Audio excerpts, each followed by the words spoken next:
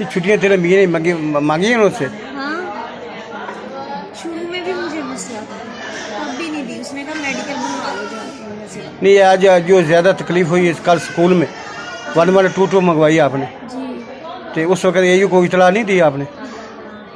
उस वक्त हमने, क्योंकि फ़हीम साहब छुट्टी पे थे, इसलिए हमें पता था उसने छुट्टी नहीं देनी और एईओ ने विजिट पे आना था उसे, इसलिए हमने मांगी नहीं थी उससे। नहीं, अहमद आया था, अहमी तो आया था कल।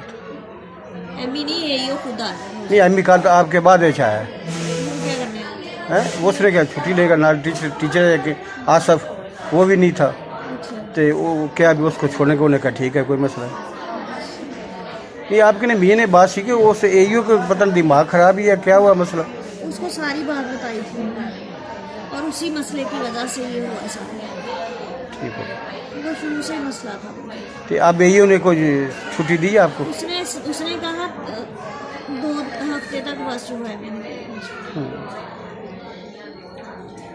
चलो ठीक। ये तो हिलने भी नहीं देते मुझे, मैं अब क्या करूँ? उन्होंने कहा 6 मंथ है, 7th मंथ अगर हो जाता है तो ठीक है, वरना फिर बस। चलो छुट्टी ले लेते हैं आप। इसके बाद इसकी तस्वीरें ले लेता हूँ मैं इसकी, वो ले लें। ठीक है ना? हाँ, तो फिर मैं छुट्टी ले लेता हूँ।